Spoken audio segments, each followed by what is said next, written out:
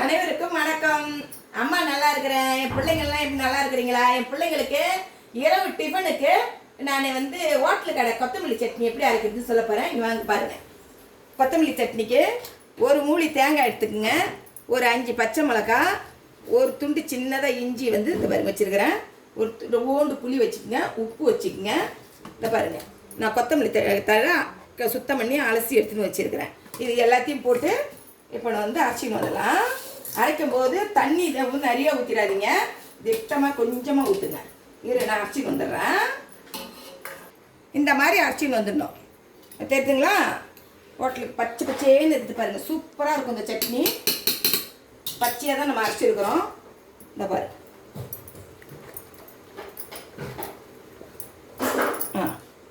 இப்போ ஒரு தாளிப்பு ஒன்று கொடுத்துக்கலாங்களா இதுக்கு?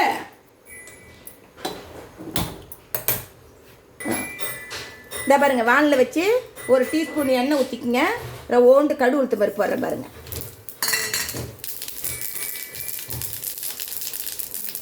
கடுகு பொரிஞ்சு நின்ன உடனே இந்த பாருங்கள் கருவேப்பிலை போடுறேன் பாருங்கள்.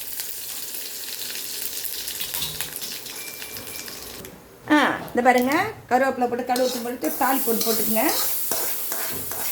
இந்த சட்னியை பார்த்தோன்னா கொஞ்சம் வயசானவங்களுக்கு எல்லாத்துக்குமே இந்த ஸ்கின்னு பிரச்சனைக்கெல்லாம் எல்லாத்துக்குமே நல்லது. எல்லாருக்குமே ஸ்கின்னுக்கு நம்ம இந்த மாதிரி பச்சை கலராக பொற்கோலி, கொத்தமல்லி, புதினா இதெல்லாம் பச்சை பச்சையாக இருக்குது. நம்ம இதை பாருங்கள் வதக்காமே பச்சையாக செஞ்சுக்கிறோம். இது ஹோட்டலு கடை சட்னி எவ்வளோ சூப்பராக இருக்குது பாருங்களேன். இந்த கலர் மாறாமல் எப்படி இருக்குது பாருங்கள்.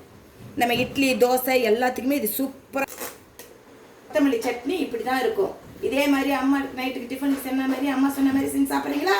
பாய்.